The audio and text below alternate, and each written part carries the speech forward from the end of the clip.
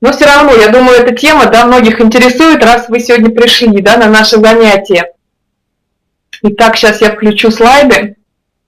Интересно, поставьте плюсики. Для кого актуальна тема холодных контактов, тема преодоления страха холодных контактов? Вот я когда готовила сегодняшнюю презентацию, прочитала такую фразу в интернете. Плюсики, да, вижу, многим интересно. Такую фразу, что есть люди, которые скорее будут целый день мыть пол холодной водой, чистить картошку, чем будут делать холодные звонки. Вот как вам эта фраза? Согласны с этим? Есть такие здесь люди, которые вот, для которых эти слова актуальны? Есть еще такие? Или уже все у нас уже преодолели хотя бы эту ступень? Все уже делаем холодные контакты, правильно? Но есть еще страх, да, есть еще неуверенность, да, у меня тоже есть, правильно? Угу. Угу. Есть еще, да, бывает, познакомишься с каким-то человеком, да, и прям вот боишься сделать звонок, руки потеют, ладони потеют, голос дрожит. Бывает, да, бывает. Ну хорошо, тогда я хотела бы сначала такой интерактив небольшой провести, услышать от вас. Вот у кого как? Ну вот что блокирует, да, вас, что порой блокирует, что мешает преодолеть? Или если преодолели, вот что внутри, какие страхи, что мешает, какие мысли мешают? Напишите. Пока отключу камеру. Свет какой-то очень, меня, по-моему, плохо видно все равно. Какие блоки у вас стоят, какие страхи, какие мысли, что вам мешает, если действительно вы сталкиваетесь постоянно вот с таким страхом, с неуверенностью? Не хватает знаний, опыта, Нина пишет. Страх отказа. С чего начать разговор? Угу. Неловко отвлекать, да, человека, бывает такое, особенно если... Ну, сегодняшнее занятие, в принципе, и про интернет, и про офлайн, да, мы же и так работаем, да, бывает, что вот неловко, нам кажется неловко отвлечь человека, да, что мы как бы вторгаемся в его жизнь, пространство, иногда, да, пытаемся извиняться, оправдываться, да, есть такое.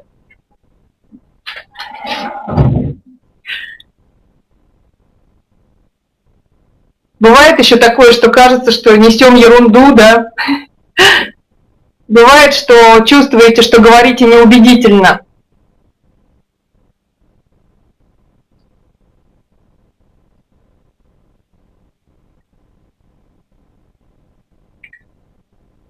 А бывает такое, что поговорили, да, поговорили, и в конце разговора, в конце общения чувствуете себя как выжатый лимон, да, то есть получили отказ, или человек сказал нам неинтересно, и вот вы чувствуете, что выложили всю свою энергию, да, отдали, получили отказ, и, в общем, как выжатый лимон, и вообще больше продолжать не хочется. Бывает такое? Бывает, что сейчас часто сталкиваемся с раздражением, да? Бывает, кто сталкивается еще с раздражением, на кого выплескивают негатив? Бывает такое? Или уже нет? С негативом сталкиваетесь до сих пор?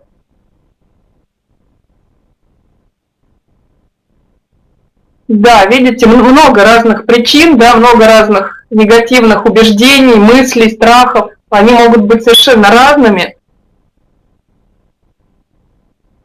А вообще часто отказы, да, получают? У кого вообще прогресс? Вот у наших партнеров, кто на школе, на академии получил уже прогресс и все больше и больше получает «да». Есть у вас сдвиги на академии? Угу. Отлично, Галина, да, видела ваш результат, молодец. Есть, да, есть. Отлично, молодцы, здорово. А вот давайте посмотрим, как бывает, когда получается, да, как это бывает, когда у нас получается.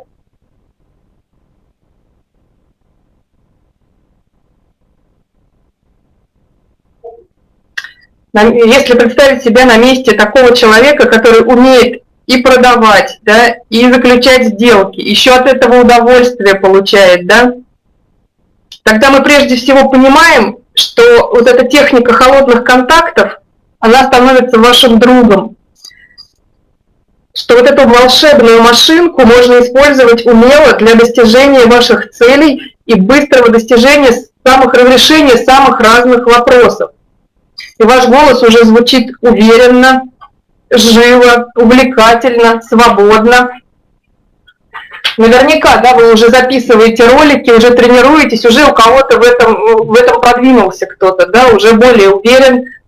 После разговора вы чувствуете прилив энергии, да, не отсос энергии, а наоборот прилив энергии, драйв, азарт. Кто уже испытал такие чувства? Понятно, что страхи еще есть и будут, а кто уже испытал драйв, прилив энергии, азарт? Поставьте, пожалуйста, да, вот Галина восклицательные знаки ставит. Кто еще? У кого уже есть такой прогресс?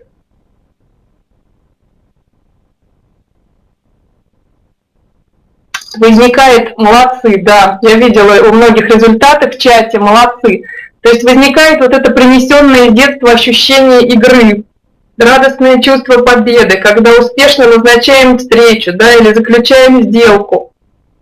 И даже вот те, кто работает рядом с вами, уже, да, начинают удивляться, как классно, вот надо же, вот у него уже получается, да, удивляются уже вашему изменению состояний, да, то есть вашему позитиву, вашей энергичности.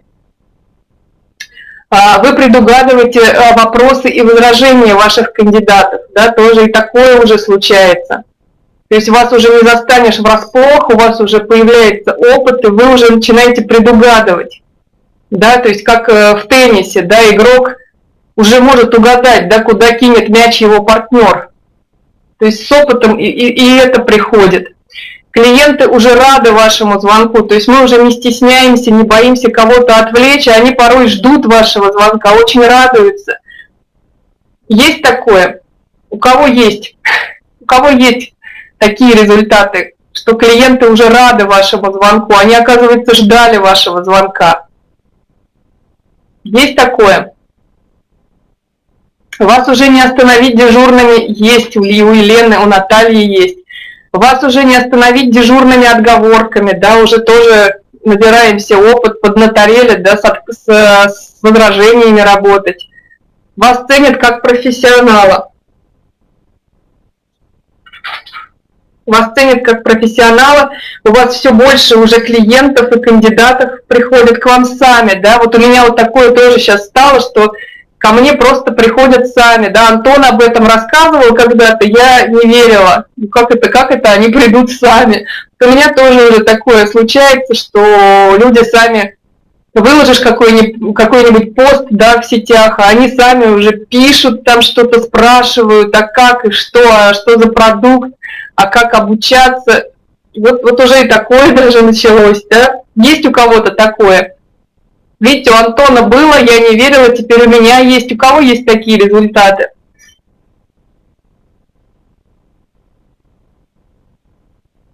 То есть уже беспокойство, неврозность, отчаяние уже уходят. Я тоже прошла через вот эти вот состояния, и отчаяние, и хотелось бросить, и уйти. Ну вот с опытом все приходит. Так в чем же все-таки дело, да? Давайте рассмотрим.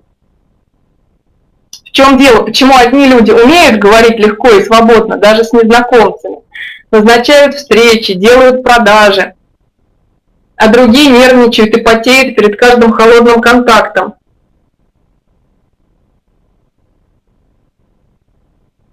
Секрет здесь в том, что на самом деле никакого одного секрета успеха здесь нет.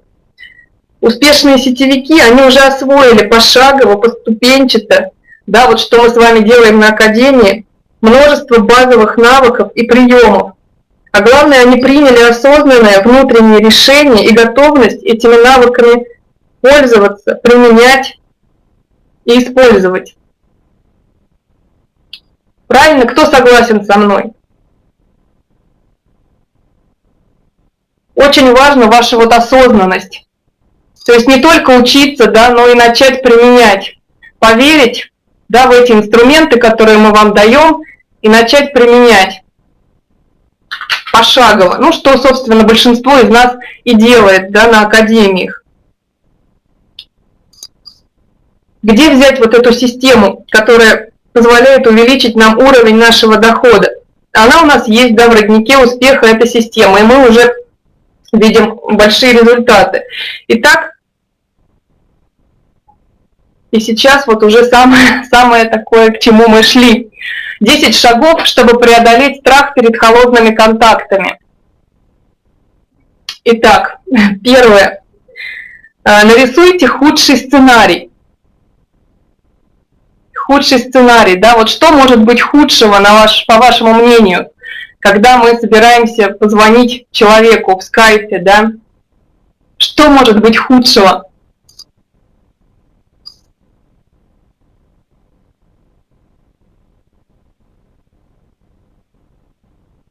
То есть, если мы вот очень боимся, да, очень боимся, попробуем нарисовать, что самое плохое может случиться при нашем разговоре. Есть варианты?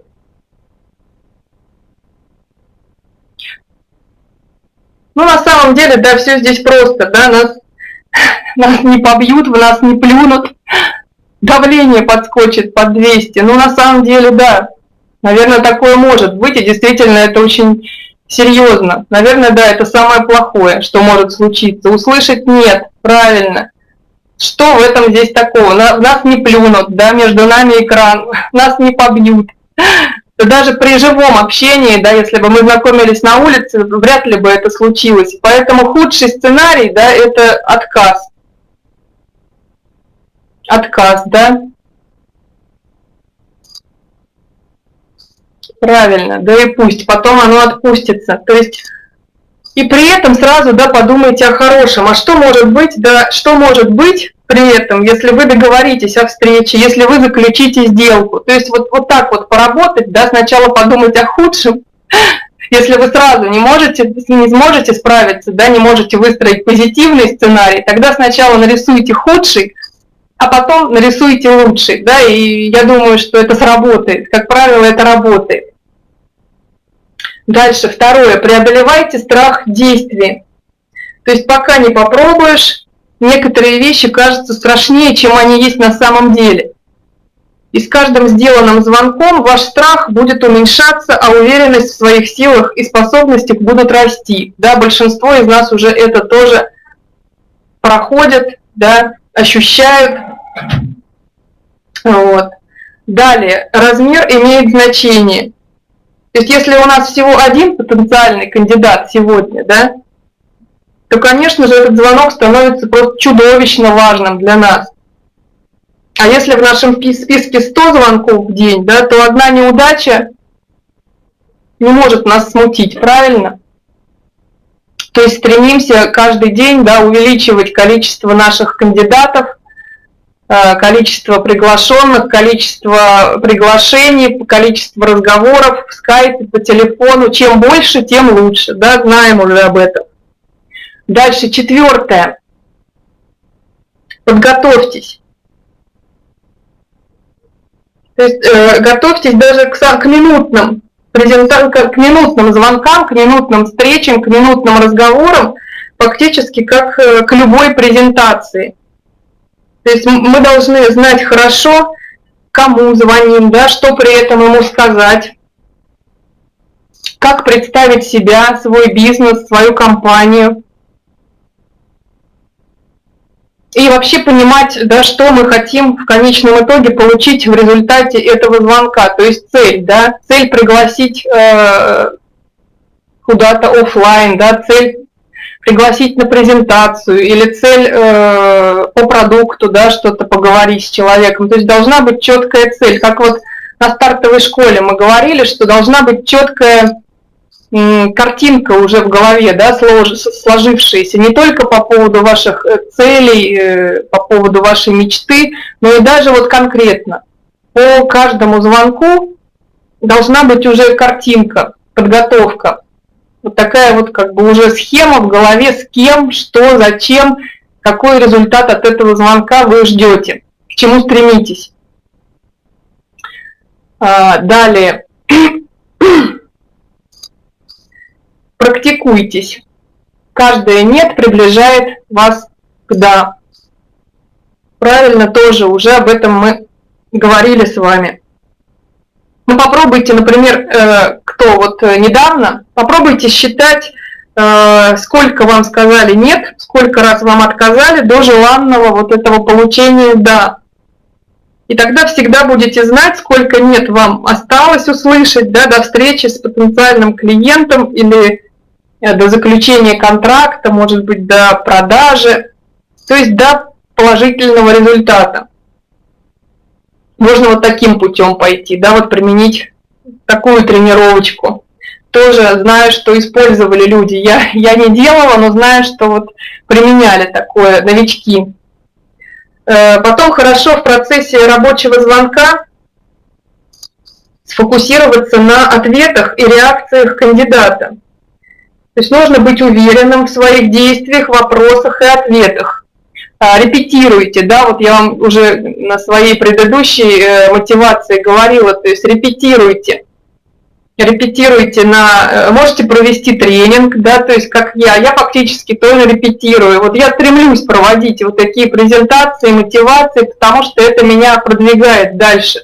Если не пробовать, то и уверен, вот эти выступления, они колоссально просто помогают при потом дальнейшей работе уже в скайпе, в жизни офлайн. То есть мы с вами вот тут как на тренажерах выступайте, обязательно тоже берите на себя эту ответственность, она вам поможет. Тренируйтесь с родными, близкими, с вашими, с друзьями. И вот то, что вы сейчас начали записывать ролики, вообще отличная тренировка, супер. Нет, это наша работа, Валентина Верейкина пишет, да, это наша зарплата, совершенно верно, да. То есть вот этот пункт для меня, вот он один из самых важных, когда вот, ну, действительно, меньшая часть людей, действительно, вот от рождения такие харизматичные, умеющие говорить, себя подать, большинство из нас этими качествами не обладали. Но они есть, они заложены природой, то есть никто не обделен, вот, и только тренировка даст нам вот эту вот уверенность. Практикуйтесь, практикуйтесь, практикуйтесь. Это самый, наверное, важный здесь пункт. Далее, 6. Начните с наименее важных звонков. Да, вот тоже работает. Если у вас уже вот есть список кандидатов, да, то есть вы, допустим, вчера познакомились, вот у вас есть, допустим, сосед, который работает охранником, да, там вам с ним очень легко общаться, и вы вот его вчера заинтересовали, сегодня будете общаться. И, допустим, вчера вы там познакомились где-нибудь там с замминистра, ну или что-то вроде того, да, с каким-нибудь очень высокопоставленным человеком, и он тоже, в принципе, дал вам там телефон, имейл или что-то еще. С кого вы начнете разговор? Кому мы в первую очередь позвоним? Да, это наш актив развития наших отношений. Ага. Дворник, охранник, неважно, кто там. Это может быть такой же, как и мы, человек. Тут неважно должность, да. Может быть дворник, знаете, ого-го какой. Я вот вчера разговаривала с охранником в кафе. Очень такой уверенный в себе человек, так он рассуждал вообще о политике. То есть нет, но здесь, конечно же, не должность, не работа. Но тем не менее, да, правильно, мы начнем все-таки с того, кто ближе к нам, да, по статусу, по социальному положению. Да, наверное, мы начнем вот именно с того, а потом уже позвоним замминистра или вот тому подобное, да. Я бы так поступила. То есть это снижает уровень стресса и дает нам тоже практику. И по мере роста уверенности уже переходим к более значимым звонкам. Далее двигаемся. 7 пункт.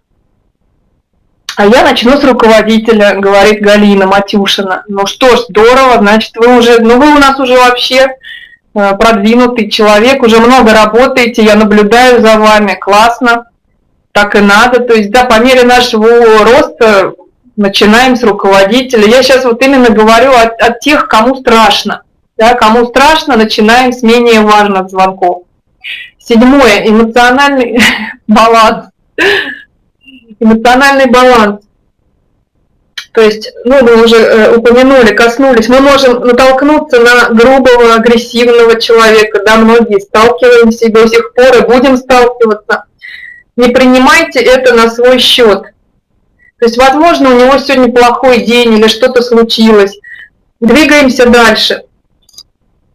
А вообще часто вот это вот болезненное отношение к отказам виновато наше эго, да, то есть если заглянуть поглубже, то есть именно оно, наше эго, заставляет нас чувствовать отвергнутыми, да, вот на первых порах прям услышали нет, и все, прям вот отвергнутые, вообще все плохо, нет, все, я не нужна, вообще все, конец света. То есть когда мы слышим нет от кандидата, то есть ему не нравится не мы, да, а вот именно наше предложение. Не надо принимать на свой счет, не надо принимать близко к сердцу. То есть в отказе человека нет ничего направленного против вас. Когда мы принимаем отказ на свой счет, вот самое интересное, что вот это самое то, что мы загоняем в себя, да, это действительно лишает нас возможности закрыть сделку, подписать к ней партнера, да, получить нового партнера. То есть вот у нас позиция неправильная в связи с этим. Надо сместить фокус с себя на кандидата.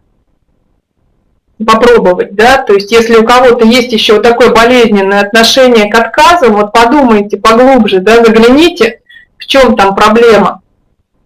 Отвергли не вас, да, вы звезда, то есть вы себя сразу поставьте высоко, вы уверенный человек, у вас все получается, вы четко знаете свои цели, свою дорогу, да, сказали нет именно не вам, а именно ваше предложение сейчас ему, в общем-то, неинтересно. И вот таким образом, сместив фокус с себя на кандидата, вы узнаете, как повысить его интерес к вашему предложению. И потом вам будет легче к нему же вернуться, да, спустя какое-то время.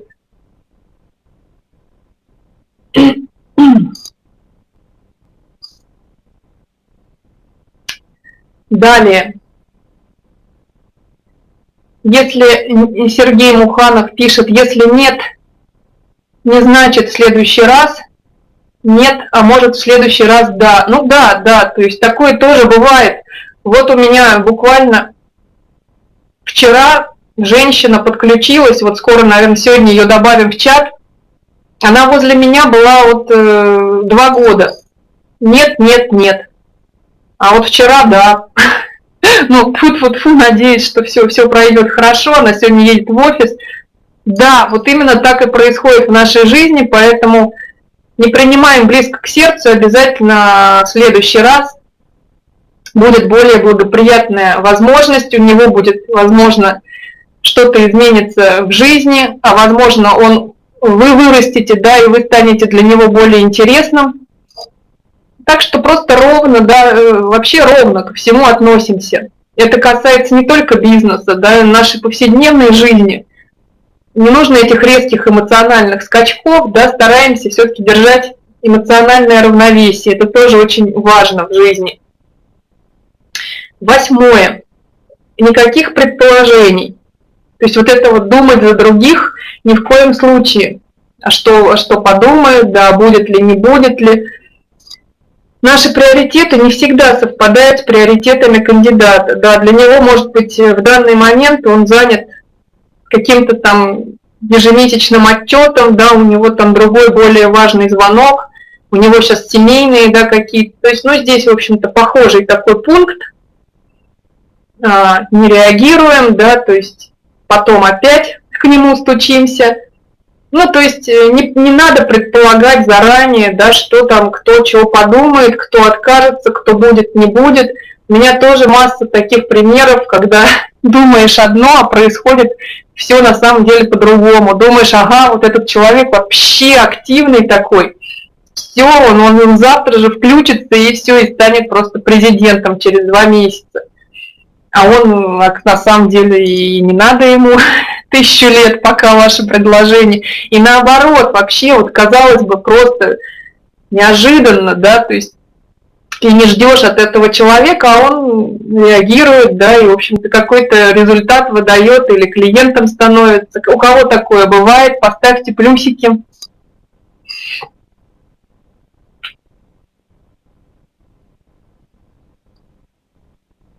Когда ваши предположения вас подводили. Бывало такое? У меня часто бывало. И поэтому сейчас уже вот перестроилась и все-таки придерживаюсь вот этого правила не думать за других. Угу. Часто, да, бывало. Ну, мы же растем, да, мы, в общем, вот эти все пункты, конечно же, уже для вас, они не новые, просто я вам сейчас это все как-то так вот выстроила, систематизировала и, в общем, пользуйтесь. Хотя бы большинство из вас уже все это знает, кто на академии учится, но тем не менее. Повторим еще раз. 9. Различайте, на что вы можете влиять, а на что нет. Мы не можем на самом деле повлиять на результат, на да или нет. Скажет ли вам кандидат да или скажет ли вам нет. Мы не можем на это повлиять. Решение он принимает сам. Да? Но на что мы можем повлиять? Мы можем продолжать делать звонки, мы можем продолжать задавать вопросы, мы можем помогать кандидату, да, увидеть ситуацию, да, с той или иной стороны. То есть продолжаем делать все те же самые наши действия. Вот здесь мы можем действительно, здесь мы можем влиять, да, на свои собственные действия, на свой рост, то есть мы можем держать под влиянием наше собственное развитие наших навыков, чтение специальной литературы, участие в семинарах, тренингах, да, обучение. Вот это как раз под нашим контролем, и мы это, конечно же, должны с вами делать.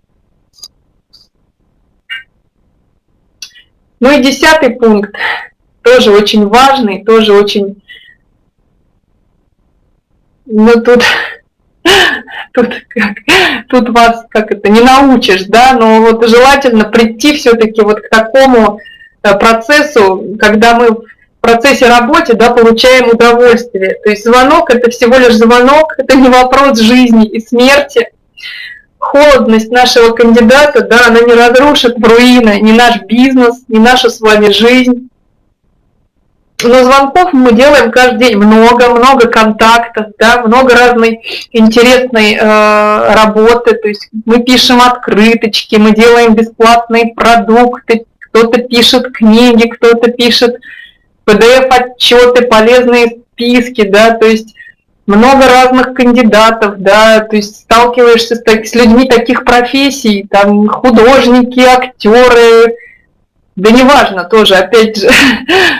Те же дворники могут быть очень интересными, развитыми людьми. То есть настолько, на самом деле, наша работа удивительно интересная и скучная, ее нельзя назвать никак. Да? То есть кто со мной согласен, кому уже интересно работать, да? Кто уже делает не потому, что надо, да, а потому что здорово, интересно же, правда? Кто со мной согласен, кто уже получает удовольствие. Поставьте плюсики. И поставьте честно минусы те, кто еще, ну, понимает, как бы, понимает преимущества сетевого маркетинга, но тем не менее все-таки вот эти блоки, страхи, неуверенность не дают радоваться, не дают получать удовольствие. Есть здесь такие, напишите, не стесняйтесь, мы здесь все свои. Вот. Потому что вот это очень важный пункт. Плюсики. Александр Мажейко, минус. Надежда Пушкарская, Нина Келлер, еще пока минус. Да. Я очень долго, я вот сейчас только, когда начала выступать, Есть минусы, вижу, да. Молодцы, что пишете, молодцы, что не стесняетесь, это очень важно сейчас. Я тоже вот с начала работы системы «Родник успеха», я все лето вот именно с минусом. Я делала потому, что надо, потому что вот нас обучают, и это дало свои результаты. И вот поверьте мне, поверьте, пожалуйста, вот как только я начала выступать, я начала проводить презентации, когда в конце июля мне Антон предложил, я прошла его тренинг летний, и он мне предложил: Оль, проведешь презентацию на всю компанию, вы себе не представляете, как это было страшно, я хотела сказать нет. Но если бы я сказала нет Антону Агафонову, он бы мне больше не предложил однозначно. Я это понимала, я это осознавала, и я ему ответила: ну, готова, не готова, Антон, я подготовлюсь. Вот. Я подготовила презентацию, по-моему, там 27 июля, что ли. Конечно же, моя первая, я уж не помню, кто из вас был на ней, моя первая презентация далась мне очень тяжело, я боялась, не только, да, со своими партнерами, но и на всю компанию, да, то есть это было очень для меня страшно, еще было лето, жарко, я потела еще больше, то есть вот такой опыт, потом еще раз провела, да, то есть первый месяц проводила только презентации, потом осенью, вот сейчас свой личный опыт рассказываю, осенью приступила к... Наталья, спасибо, Олечка здорово выступала, классный опыт, да, классный опыт. Потом я приступила в октябре к проведению стартовых школ только по продукту, и вот только буквально на прошлой неделе я первый раз провела на стартовой школе блок по бизнесу. Вот каждый шаг был страшным, то есть представляете, вот на всю компанию для вас, тут же разные структуры, да, то есть я же не являюсь тут спонсором вашим у большинства, да, тут есть мои партнеры, но есть и не мои партнеры, но тем не менее это такой классный тренажер, и я вас каждый раз буду призывать, вы уже потренировались, вы уже рассказали истории свои на академии, вы уже ролики записываете, выходите, выступайте на вот эти наши хотя бы утренние мотивации, ну, кому что комфортнее, кому-то будет мотивация, подготовьте вот какую-то тему, да, по психологии бизнеса там или что-то, какой-то маленький тренинг, да, или же кому-то будет интереснее презентацию, вы уже тоже все выучили, да, вы выучили историю компании, вы уже 500 раз послушали, да, от меня и других спикеров, начните, пусть это будет коряво, мы вас не побьем, мы только вас будем приветствовать, мы вас будем поддерживать, потому что хочется видеть ваш рост, да, он уже виден по вашим отзывам, по вашим роликам, по вашим историям, виден ваш рост колоссально, здорово, классно, молодцы. Но вот этот ваш выход на вебинары для нашей компании, это будет еще один шаг к успеху, поверьте. Антон не зря сказал, что те, кто выступает в ближайшие там год-три, ну это зависит уже от темпов человека, да, год-три станет президентом. Я лично в себе уверена. Хотя вот еще только летом мне казалось, что я не смогу провести презентацию. Вот сейчас долго этот пункт задержалась на этом пункте, я считаю, это очень-очень сильно важно. Так что опять заканчиваю на этом. Выступайте, пожалуйста, выступайте, приходите к нам. Не то чтобы на смену, мы все равно будем продолжать, но просто чтобы спикеров становилось больше, и вам это самим поможет, я уверена в этом. Подключайтесь и желаю вам успехов. Надеюсь, что сегодняшняя презентация была вам полезна. Вот. Начинаем наш новый рабочий день в позитиве, да, в позитиве и учитывая все вот эти наши пункты по работе с холодными контактами. Ну и с теплыми, конечно же, работайте, продолжайте. Спасибо вам за внимание. С вами была Ольга Семенова. Увидимся завтра, я провожу презентацию. В 20 часов в пятницу. Приходите, приглашайте своих кандидатов. Угу. Ну все, пока-пока, до завтра. Счастливого дня, удачи в бизнесе.